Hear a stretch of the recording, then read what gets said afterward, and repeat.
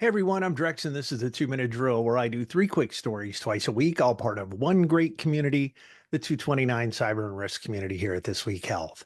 Today's 2 Minute Drill is brought to you by Order, the asset inventory and intelligence company. Did you know that you can know everything about everything on your network? Every vulnerability, every risk, every user, everything in real time? Find out more at order.net/healthcare.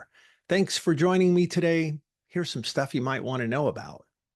Cyber researchers from the Ponemon Institute report that 92% of healthcare organizations have been hit by some kind of a cyber attack last year.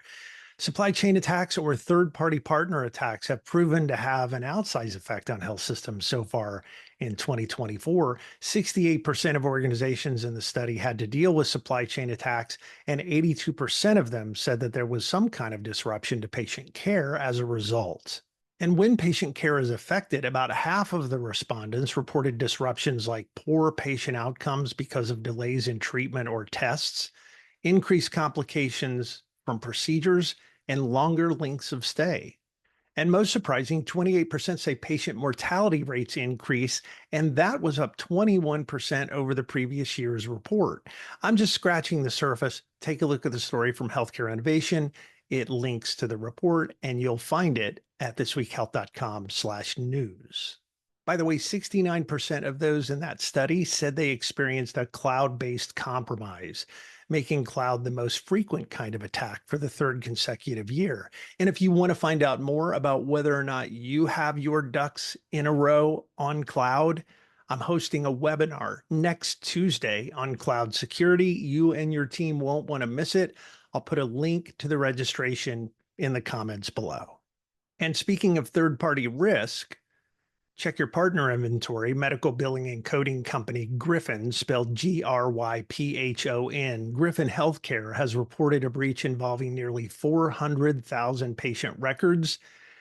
And interestingly, it's tied to one of their third-party partners. And today's last story, there's a place on the internet called the Wayback Machine, and it's actually called the Internet Archive. And it's a place where you can go and search the 916 billion web pages that have been archived over time. The Wayback Machine is cool. It's fun. It's kind of useful. It's a way to go back and look at old versions of websites. Well, the Wayback Machine was hacked last week, and it looks like the email addresses and screen names and passwords for about 31 million users were stolen, along with some other operations data.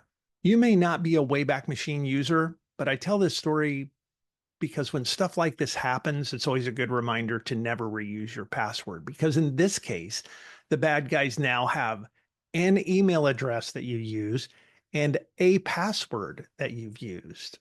So if you've used that email address and that same password at another site like Amazon or your bank login, or hopefully it's not, but maybe it's your work email and password, it's time to change those passwords.